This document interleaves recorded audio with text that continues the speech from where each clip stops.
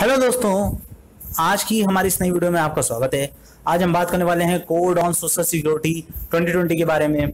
इस वीडियो में हम लोग क्या जानेंगे, हम आपको बता देते हैं। अभी एक ओवरव्यू दे देते हैं इस वीडियो का। तो इस वीडियो में सबसे पहले हम लोग ये जानेंगे कि क्या है सोशल सिक्योरिटी, होती क्या है, ये टर्म किस लिए यूज किया जाता है, इसका क्या क्या रिलेवेंस है यूपीएससी ईपीएफओ में, जो कि ईपीएफओ का फेवरेट टॉपिक है सोशल सिक्योरिटी। तो आखिर ऐसी क्या बात है सोशल सिक्योरिटी में, ऐसी कौन सी खास बात है। साथ ही साथ हम लोग ये जानेंगे कि सोशल सिक्योरिटी इंटाइटलमेंट्स क्या क्या होते हैं, उसके अंदर कौन कौन से सोशल सिक्योरिटी के अंदर बेनिफिट्स दिए जाते हैं। इनमें बेनिफिट्स में मेनली देखा जाएगा कि कौन कौन से फंड्स जनरेट किए जाते हैं अनऑर्गेनाइज वर्कर के लिए, गिग वर्कर्स के लिए, प्लेटफॉर्म वर्कर्स के लिए।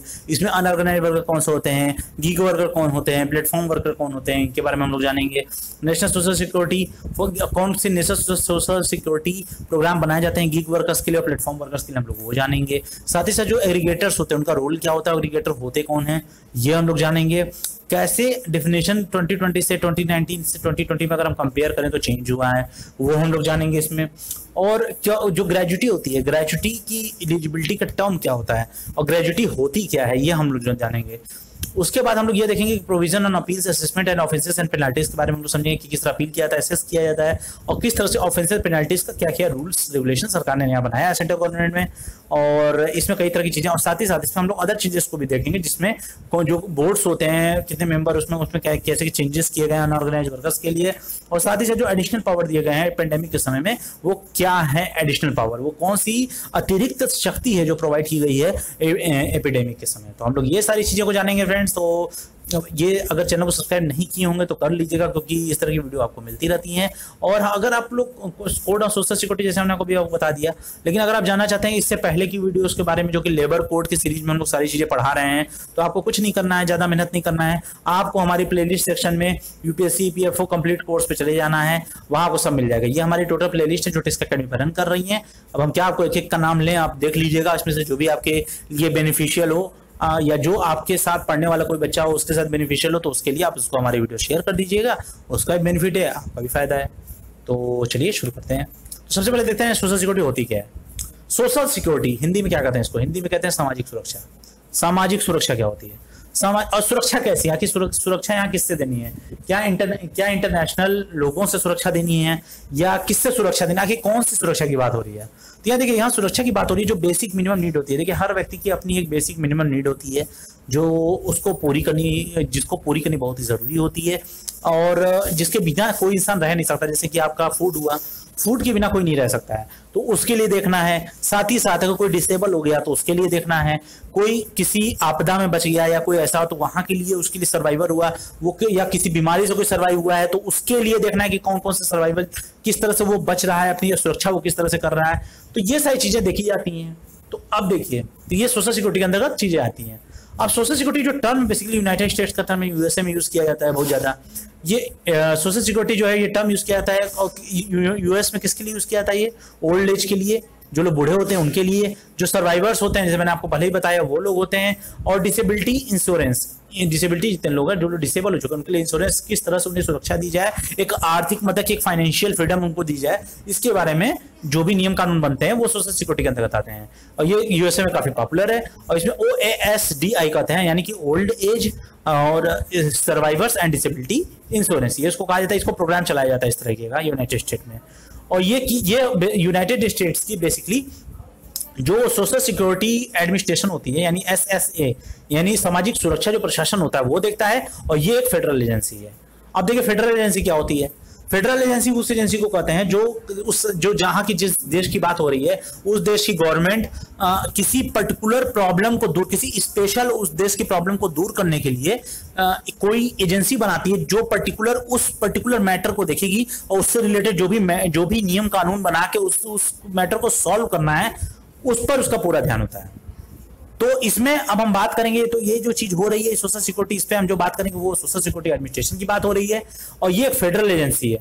और हालांकि इसको बेस्ट जाना जाता है अपने रिटायरमेंट बेनिफिट्स के लिए, इसको जाना जाता है, पर इसे ये इसको और भी जाना जाता है, ये सर्वाइवल बेनिफिट्स भी देती है और साथ ही साथ जो डिसेबिलिटी इनकम होती है वो भी प्रोवाइड कराती है। मतलब क्या है, मतलब ये है कि इसको, ये तो मेनली देखिए सोशल सिक्योरिटी सब बेसिकली अगर सबसे सबसे जो ठोस टर्म में मैं बात करूं तो वो रिटायरमेंट बेनिफिट, यानी कि जब आप रिटायर हो जाते हैं अपनी जिंदगी का आप 40 साल किसी सर्विस में देते हैं और आप सब 60 ईयर्स की एज में या 55 ईयर्स की एज में या 62 ईयर्स की एज में या 65 ईयर्स की एज में एज पर द डिपार्टमेंट अगर आप रिटायर होते हैं तो रिटायरमेंट बेनिफिट्स जो आपको दिए जाते हैं उनके लिए नियम कानून बनाने हैं। और साथ ही साथ जो सर्वाइवर होते हैं, जो किसी पर्टिकुलर चीज से सर्वाइव करते हैं, किसी बम ब्लास्ट को सर्वाइव कर गया, कोई किसी चीज सर्वाइव कर गया, उसमें उसका कुछ नुकसान हो गया, कोई इंसान जो है वो सर्वाइव कर गया किसी चीज से, वो कहीं आपदा से बच गया, वो उसके लिए बेनिफिट्स के लिए चीजें जो की जाती हैं वो उन चीजों से रिलेटेड होती हैं, तो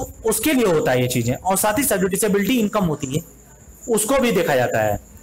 तो ये सारी चीजें हैं, तो इन सबसे रिलेटेड चीजें जो आती हैं वो आती है सोशल सिक्योरिटी में। अब हम लोग अगला भी बात करेंगे, वो देखेंगे क्या। देखिए ये टिस्का एकेडमी पर हमारा हैंडल है, इसमें अगर आप हमें फॉलो कर लेते हैं तो इंस्टाग्राम, फेसबुक और व्हाट्सएप पे हमें इस हैंडल पे जाके आप लोग बात कर सकते हैं, आप लोग अपने फॉलो भी कर सकते हैं, वहां पे भी अपनी बात रख सकते हैं।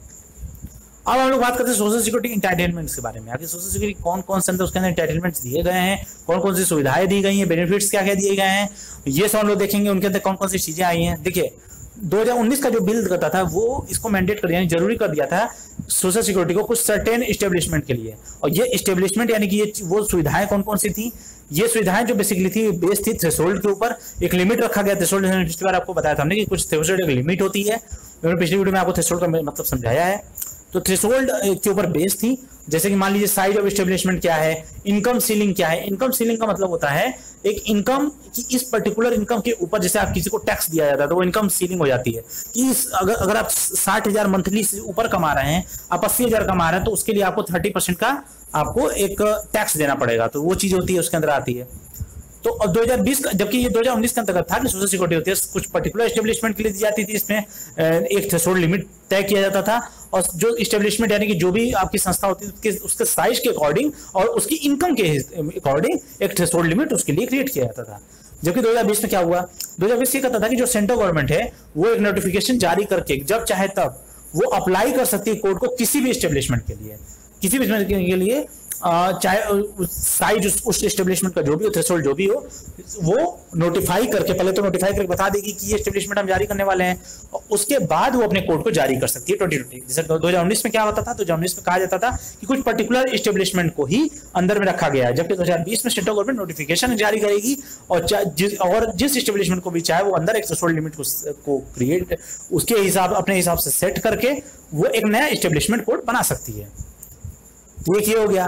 दूसरा, 2019 के बिल में गवर्नमेंट ने ये भी दिखाया था कि गवर्नमेंट नोटिफाई कर सकती है अपनी स्कीम्स को जो अनऑर्गेनाइज सेक्टर वर्कर्स होते हैं, जैसे होम बेस्ड हो गए या सेल्फ एम्प्लॉयड वर्कर्स हो गए जो अनऑर्गेनाइज्ड है, जिनका कोई परमानेंट फिक्स सैलरी नहीं है, तो ये लोग जो लोग हैं इनको क्या कर सकती है कि नोटिफाई कर सकती है स्कीम्स को 2019 में। और गिग वर्कर भी आते हैं, प्लेटफॉर्म वर्कर भी आते हैं। मतलब गिग वर्कर क्या हो, प्लेटफॉर्म वर्कर क्या है, ये हमको आगे बताएंगे। तो ये अनऑर्गेनाइज सेक्टर वर्कर्स के लिए एक 2019 में बिल कहता था कि गवर्नमेंट जो है जब चाहे तब एक स्कीम नोटिफाई कर सकती है उस इन स्कीम को जो कि अनऑर्गेनाइज सेक्टर वर्कर्स के लिए चल रहे हैं, जो कि बेसिकली होम बेस्ड हैं या सेल्फ एम्प्लॉयड पर्सन है और गिग वर्कर्स है, प्लेटफॉर्म वर्कर्स है, इनके लिए। जबकि 2020 का बिल ने कहा कि बिल ने ये सारे चेंजेस किए जो आपको अभी बताते हैं। क्योंकि तो इसमें पहला देखिए, सोशल सिक्योरिटी फंड 2020 के बिल में थोड़ा सा एक्सप्लेन किया गया इस चीज को। 2019 में तो सिंपली कह दिया गया था कि एक गवर्नमेंट को नोटिफाई कर सकती है कि स्कीम को अनऑर्गेनाइज सेक्टर वर्कर के लिए जो गिग वर्कर्स के लिए, प्लेटफॉर्म वर्कर के लिए। जबकि 2020 का बिल कहता था कि कुछ ये फॉलोइंग चेंजेस किया जा सकते हैं। इसमें पहला है सोशल सिक्योरिटी फंड्स जो अनऑर्गेनाइज्ड गिग वर्कर्स और प्लेटफॉर्म वर्कर्स के लिए जो जनरेट होते हैं, सोशल सिक्योरिटी फंड्स जो जनरेट किए जाते हैं अनऑर्गेनाइज्ड वर्कर के लिए, गिग वर्कर्स के लिए एंड प्लेटफॉर्म वर्कर्स के लिए। तो 2019 का बिल ये एम्पावर करता था सेंट्रल गवर्नमेंट को, यानी 2019 का बिल सेंट्रल गवर्नमेंट को पावर देता था कि वो एक सोशल सिक्योरिटी फंड को सेट कर सकते हैं अनऑर्गेनाइज्ड वर्कर्स के लिए, गिग वर्कर्स के लिए, प्लेटफॉर्म वर्कर्स के लिए।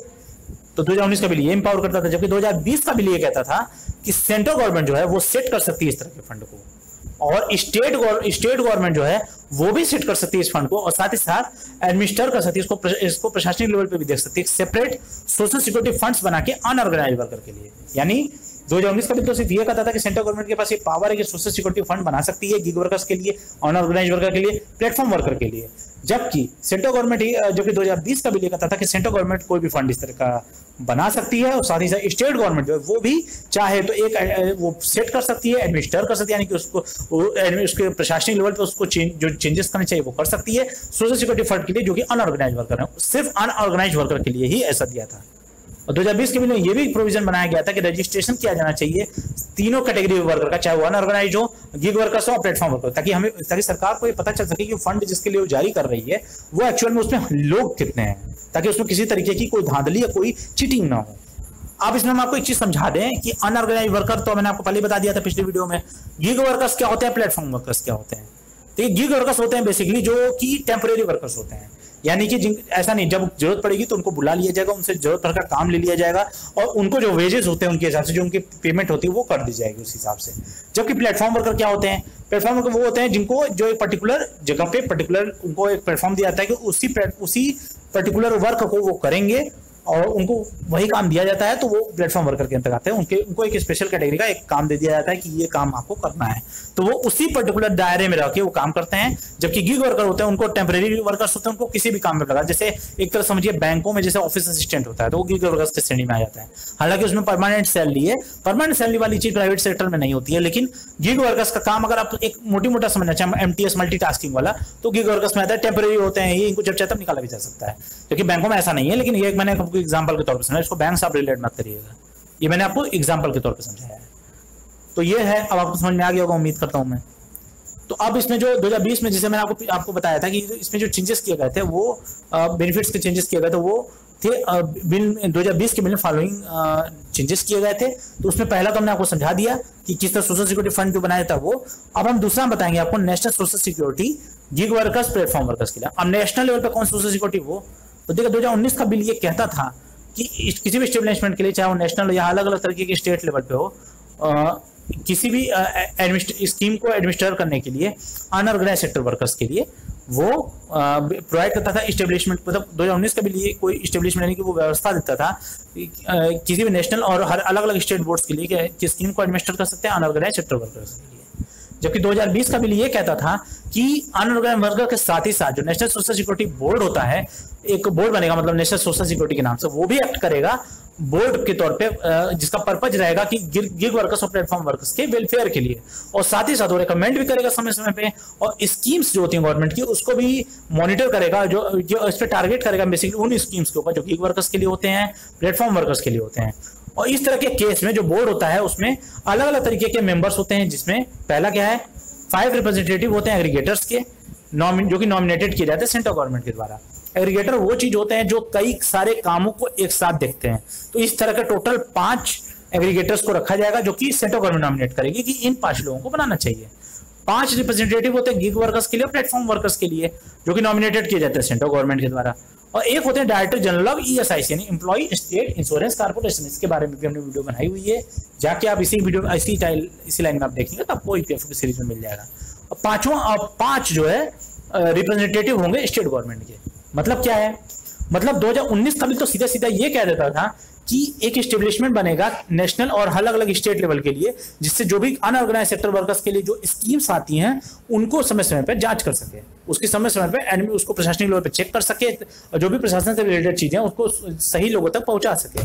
जबकि 2020 का बिल ये कहता था कि अनऑर्गेनाइज सेक्टर वर्कर्स के साथ ही साथ नेशनल सोशल सिक्योरिटी बोर्ड भी है, वो भी बनाया जाएगा, जो कि एक्ट करेगा एक बोर्ड की तरह, जिसका पर्पज रहेगा गिग वर्कर्स और प्लेटफॉर्म वर्कर्स की मदद करना, और साथ ही साथ समय समय पे कोई पॉलिसी आ गई, कोई स्कीम आ गई गवर्नमेंट की, तो उसको मॉनिटर करना, उसको रिकमेंड करना जहां जहां जरूरत हो गिग वर्कर और प्लेटफॉर्म वर्कर के लिए। और इस तरह के केस में जो बोर्ड ही बनाएगा, जिसे नेशनल सोशल सिक्योरिटी बोर्ड बनेगा, उसमें जो मेंबर्स होंगे उसमें 5 रिप्रेजेंटेटिव होंगे एग्रीगेटर के, ये भी सेंट्रल गवर्नमेंट नॉमिनेट करेगी।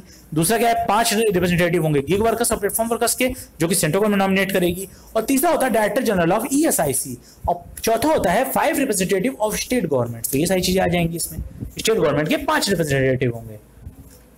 ये है। अब एग्रीगेटर का रोल क्या होगा, जिसमें एग्रीगेटर की बात की गई है वो उसका रोल क्या होगा, जो 5 एग्रीगेटर की बात की गई है।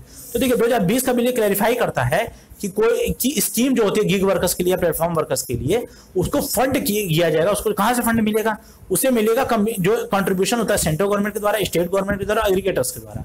एग्रीगेटर इंडिपेंडेंट पर्सन, कोई बिजनेसमैन इस टाइप का भी कोई पर्सन हो सकता है, तो उसमें गवर्नमेंट के, सेंट्रल गवर्नमेंट के द्वारा, स्टेट गवर्नमेंट द्वारा, एग्रीगेटर तीनों के द्वारा फंड मिल सकता है।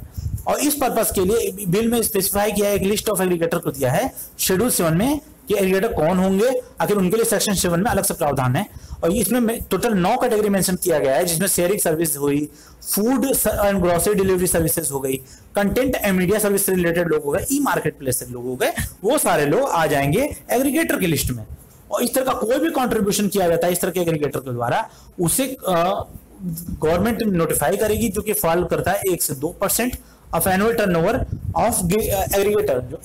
जो एग्रीगेटर होते हैं उनके एनुअल टर्नओवर के हिसाब से जो चीजें होंगी गवर्नमेंट फाइलिंग करेगी, वो 1 से 2% के बीच में एनुअल टर्नओवर जो एग्रीगेटर के होते हैं वो उनके द्वारा फॉलो करेंगे।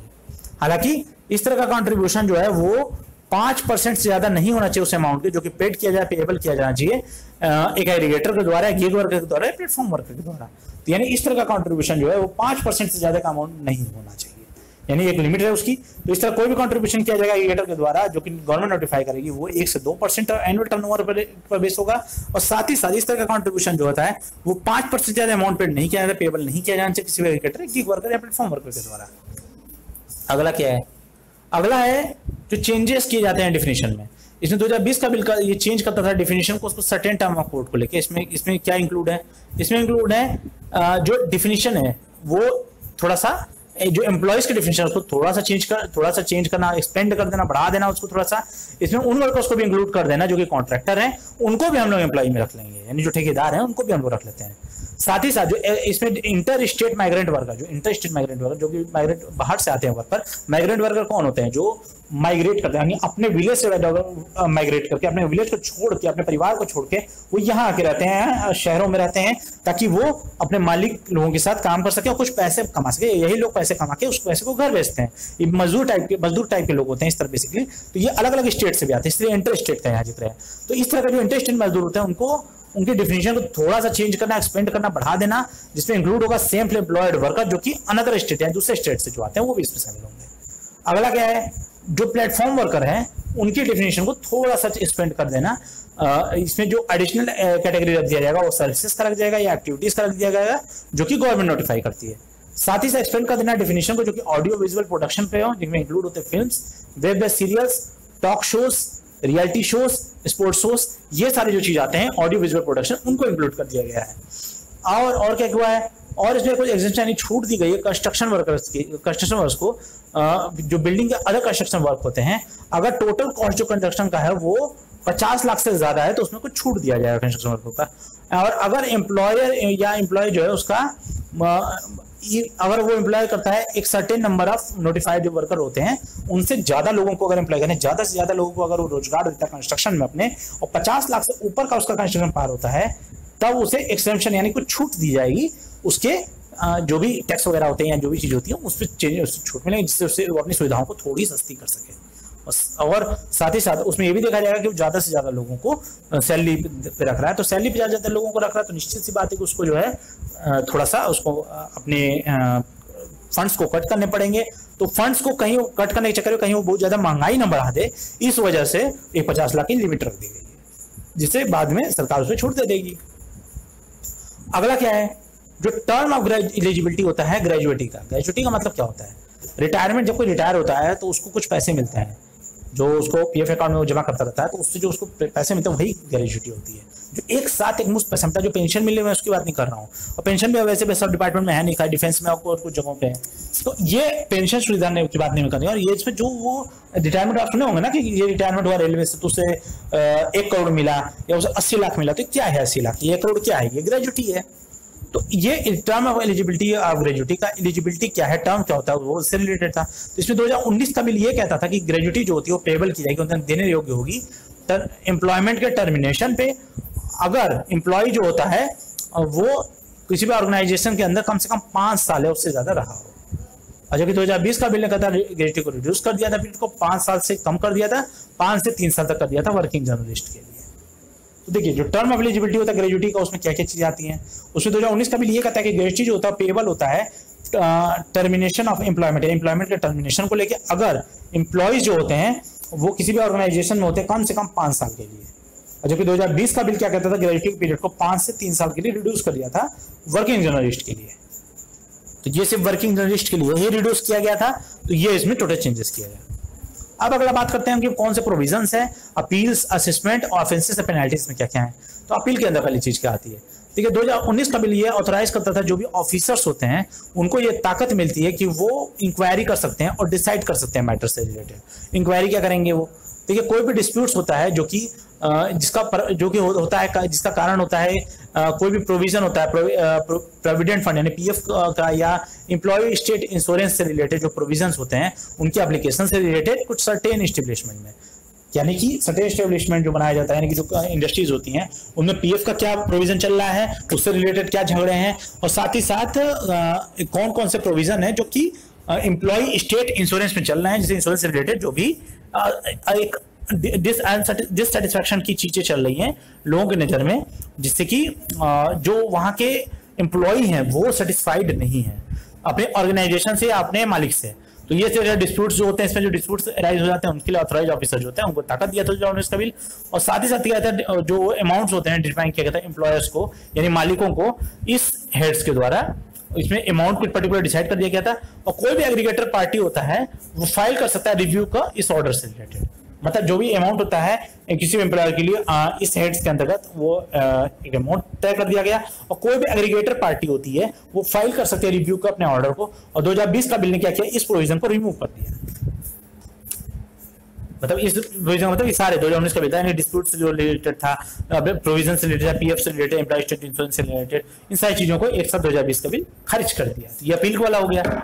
अब अगला है determination of escape amounts. Escape amounts क्या होती है, जो अमाउंट 2019 का बिल ये कहता था कि एक ऑर्डर को पास करने के बाद कोई भी ऑथराइज ऑफिसर जो होता है वो 5 साल के अंदर अंदर उस ऑर्डर के कोई भी केस को रीओपन कर सकता है, पास कर सकता है दूसरा ऑर्डर को, या रीडिटरमाइन कर सकता है उस अमाउंट ड्यू को जो किसी भी एम्प्लॉयर के द्वारा, अगर उसके पास ये रीजन है मानने का कि कुछ सर्टेन अमाउंट जो है वो कि इस एस्केप का मतलब होता है मेंशन न करना यानी छुपाना। तो छुपाने वाले अमाउंट को यानी जो लोग ऊपरी कमाई लोग होते हैं ना तो उसको लोग छुपा के रखते हैं। स्पेशल 26 में भी आपने देखा होगा, अगर आपने मूवी देखा होगा स्पेशल 26 तो उसमें भी आपने देखा होगा कि ये चीज उसमें किस तरह से लोग टैक्स को बचाने के लिए, सरकार को टैक्स ना देना पड़े इसके लिए कुछ पैसा बचा लेते थे। और ये आप रेड मूवी भी आई होगी, रेड मूवी में भी आपने अजय देवगन की मूवी आई थी रेड, उसमें भी आपने देखा होगा किस तरह से उसमें पैसे को छुपाया गया था। तो पैसा छुपाया था यही एस्केप अमाउंट्स होता है, यानी सरकार को टैक्स देने से बचने के लिए किया जाता है। और एस्केप का मतलब होता है बच के भागना, तो ये उसी तरह से चीजें होती हैं। तो कुछ तरह सर्टेन अमाउंट जो है जो कि नोटिस से स्कैप होती हैं क्योंकि वो एम्प्लॉयर जो होता है, मालिक जो होता है, वो रिलेवेंट डॉक्यूमेंट फैक्ट्स नहीं दिखाता है, तो इसलिए वो उस पर्टिकुलर पैसे को देने से बचता है। और यानी अगर उसकी इनकम अगर 2 लाख है तो दिखाएगा 1 लाख मेरी इनकम है, जिससे 1 लाख में उतना टैक्स बचा सके। तो ये चीज होती है। और दूसरा होता है कुछ सर्टेन अमाउंट होता है जो कि स्कैप होता है अपने डिटर्मिनेशन से के द्वारा, क्योंकि इंफॉर्मेशन जो कि रिसीव किया जाता है कॉन्सिक्वेंटली उससे रिलेटेड। और 2020 का बिल ने इस प्रोविजन को इधर से रिमूव कर दिया। यानी क्या है, मतलब 2019 का बिल ये कहता था कि कोई भी ऑर्डर को पास करने के बाद जो ऑथराइज ऑफिसर होता है वो 5 साल के अंतर्गत उस ऑर्डर को पास किया गया उसके 5 साल के अंतर्गत वो चाहे तो रीओपन कर सकता है कि इसको कोई ऑर्डर फर्दर ऑर्डर को पास कर देता है, या रीडिटरमाइन दोबारा थिंकिंग कर सकता है, रिव्यू एक तरह से जो कहते हैं वो कर सकता है उस अमाउंट्स के ड्यू को उस एम्प्लॉयर के द्वारा। अगर उसके पास एक रीजन है जानने का कि कुछ सर्टेन अमाउंट है वो नोटिस से हटाया गया है क्योंकि एम्प्लॉयर यानी मालिक जो था वो कुछ डॉक्यूमेंट को हमसे छुपाया है, हमको नहीं दिखाया है, या दूसरा कुछ सर्टेन अमाउंट ऐसा है जो कि एस्केप हुए डिटर्मिनेशन से क्योंकि जो इन्फॉर्मेशन इसमें मिसयूज मिली है वो ठीक से नहीं मिली है, वो जल्दबाजी में दी गई है। और 2020 का बिल इसको पूरी तरीके से हटा दिया। अब ऑफेंसेस और पेनाल्टीज, आखिर कौन कौन से इसमें ऑफेंसेस यानी कि कौन से दोष लगे और कौन सी पेनाल्टीज को रखा गया।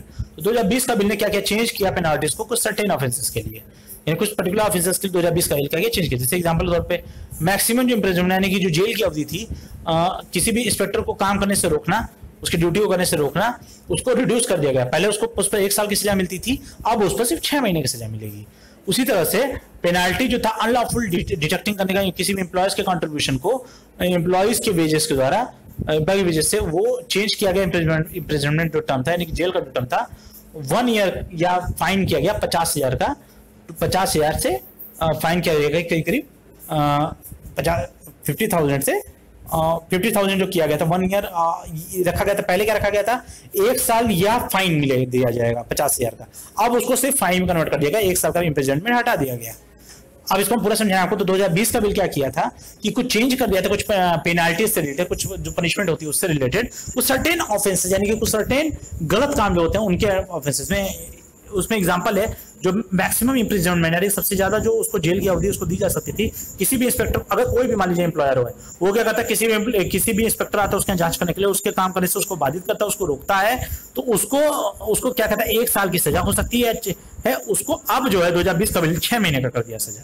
और इस तरह की पेनाल्टीज में जो कि अनलॉफुल डिटेक्ट कर दिया था, एम्प्लॉयर्स के कंट्रीब्यूशन को अनलॉफुल तरीके से हटाया जाए, मतलब दिखाया ना जाए, कागज को छुपाया जाए, एम्प्लॉयज के वेजेस के द्वारा उसे चेंज कर दिया गया इम्प्रिजनमेंट का 1 साल से 50,000, 1 साल या 50,000 कर दिया गया से उससे फाइन को सिर्फ 50,000 कर दिया गया। पहले जो था यह था 1 साल की सजा मिलेगी या 50,000 का जुर्माना मिलेगा, अब उसको सिर्फ और सिर्फ 50,000 का जुर्माना देना पड़ेगा अगर कोई भी ऐसा पेनाल्टी करता है जो कि एम्प्लॉय अनलॉफुल डिटेक्ट करता है एम्प्लॉयज के कंट्रीब्यूशन को एम्प्लॉयज के वजह से अगर कोई मतलब यानी कि अपने कामगारों के पैसे से अगर कोई एम्प्लॉयर कट कर देता है तो उसका कंट्रीब्यूशन इस तरह का कोई भी पाया जाता है तो उसे चेंज कर दिया जाएगा। उसको पहले उस पर सजा मिलती थी 1 साल की या 50,000 की कैश, अब उस पर सिर्फ 50,000 की सजा है। ये हो गया। आप कौन से चेंजेस किए गए, जैसे मैंने आपको पहले बता दिया प्रोविजन कौन कौन से थे, अपील्स के असेसमेंट के लिए, ऑफेंसेस के पेनाल्टीज के। अब जो अगला अदर चेंजेस और बाकी चेंजेस क्या किए गए, तो इसमें था composition of boards of unorganised worker. Unorganised worker के जो कंपोजिशन बोर्ड्स था, देखिए ये बिल क्या करता था, एक्सपेंड कर बढ़ा देता था जो भी सेंट्रल गवर्नमेंट के रिप्रेजेंटेटिव ऑफिशियल्स होते थे, जैसे अधिकारी होते थे, किसमें नेशनल सोशल सिक्योरिटी बोर्ड में अनऑर्गेनाइज्ड वर्कर के लिए 5 मेंबर, जिसमें 5 मेंबर से 10 मेंबर होते हैं। ये टोटल इसमें काउंट मेंबर्स होते थे 37 2019 में, उसको 42 कर दिया 2020 के बिल में। मतलब क्या है, इस बिल में क्या हुआ कि जो सेंट्रल गवर्नमेंट के ऑफिशियल थे वो उनका जो रिप्रेजेंटेशन था नेशनल सोशल सिक्योरिटी बोर्ड की तरह अनऑर्गेनाइज्ड वर्कर के लिए वो 5 मेंबर से 10 मेंबर कर दिया गया नेशनल सोशल सिक्योरिटी बोर्ड में। इसमें काउंट किया गया मेंबर्स को जो कि 37 थे 2019 के बिल में, उसको 42 कर दिया गया है। और उसी तरह से जो मेंबर होते हैं स्टेट मेंबर्स होते हैं, देखिए उसी तरह जो मेंबर्स जो स्टेट गवर्नमेंट के ऑफिशियल्स होते हैं उनके नंबर को स्टेट बोर्ड्स जो अनऑर्गेनाइज्ड वर्कर्स का लिए होता है उसमें इंक्रीज कर दिया गया, 7 से 10 मेंबर कर दिया गया। यानी टोटल अब मेंबर होगा, पहले 2019 के बिल में 31 थे, आप प्रेजेंट में 34 हो गए। ये चेंजेस किया गया। और क्या चेंजेस किए गए, एडिशनल पावर जो दिया गया है एपिडेमिक के द्वारा। एपिडेमिक जो है तो उसमें पेंडेमिक नहीं है, एपिडेमिक है। एपिडेमिक का मतलब क्या होता है, जो किसी पर्टिकुलर एरिया में कोई बीमारी फैलती है जिसकी वजह से लोगों की डेथ तक हो सकती है, ऐसी बीमारी एपिडेमिक में आ जाती है, या बहुत से लोग गंभीर रूप से बीमार भी होने लगे। और पैंडेमिक का मतलब होता है जो पूरे वर्ल्ड लेवल पे फैली हुई है, पूरे विश्व में जिसका जो फैली हुई है, जिसकी वजह से लोग मर रहे हैं, वो पैंडेमिक में आती है। जैसे कोरोना वायरस पैंडेमिक है, एपिडेमिक भी है। तो एडिशनल पावर जो दिया गया एपिडेमिक के लिए वो क्या था, 2019 का बिल ऐड करता था कुछ नया क्लॉज को, ये जो कि अप्लीकेबल होंगे एपिडेमिक के केस में। यानी 2020 का बिल क्या करता था, ऐड करता था नए नए क्लॉज को जो कि एप्लीकेबल होंगे एपिडेमिक के समय में। अगर एग्जांपल के तौर पे देखें तो सेंट्रल गवर्नमेंट जो होती है वो डिफर कर सकती है, यानी चेंज कर सकती है, रिड्यूस कर सकती है एम्प्लॉयर से एम्प्लॉयज के कंट्रीब्यूशन को, जो कि पीएफ और ईएसआई के अंतर्गत आएगी। एक पीरियड जो कि 3 महीने से लेके पेंडेमिक, एपिडेमिक और नेशनल डिजास्टर तक हो सकती है। मतलब क्या है, मतलब ये जो एडिशनल पावर दिया जाता था 2019 के बिल में, उसमें कुछ नए क्लॉसेस को ऐड कर दिया गया जो कि एप्लीकेबल हो गया अगर एपिडेमिक के केस के लिए ले लिया है तब।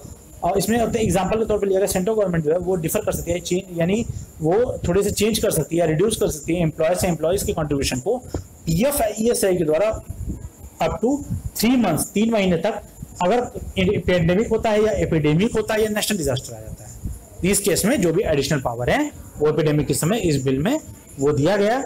तो सेंट्रल गवर्नमेंट को क्या करता है, डिफर किया गया कि सेंट्रल गवर्नमेंट पास ये पावर है कि एम्प्लॉयज के कंट्रीब्यूशन को वो रिड्यूस कर सकती है 3 महीने के लिए। तो ये सारा चीज था। फ्रेंड्स उम्मीद करता हूँ आपको सोशल सिक्योरिटी कोड समझ में आया होगा। एग्जाम से रिलेटेड जो भी पॉइंट इंपॉर्टेंट है हमने आपको पढ़ा दिया है इसमें। तो फ्रेंड्स ये वीडियो बहुत इंपॉर्टेंट है। अब अगला वीडियो आएगा हमारा code on occupational safety health and working condition के ऊपर आएगा 2019 में बिल में। ये हमारा लेबर कोड का आखिरी जो कोड 4 कोड जो मैंने आपको बताया था उसमें तीसरा कोड ये था जो मैंने आपको पढ़ाया। अब जो आएगा अगला वो आपका चौथा कोड होगा। तो फ्रेंड्स हमारे साथ अभी तक इस चैनल पर बने रहने के लिए धन्यवाद और उम्मीद करता हूँ कि आपको वीडियो पसंद आई होगी तो सब्सक्राइब की जरूर कीजिएगा, शेयर कीजिएगा इस वीडियो को उन लोगों के साथ जिसको जरूरत हो, जो जिनको इन्फॉर्मेटिव वीडियो मिल सके जिससे उनको भी। तो फ्रेंड्स आप चलिए अभी तक बने रहने हमारे साथ इस चैनल पर बने रहने के लिए धन्यवाद। जय हिंद दोस्तों।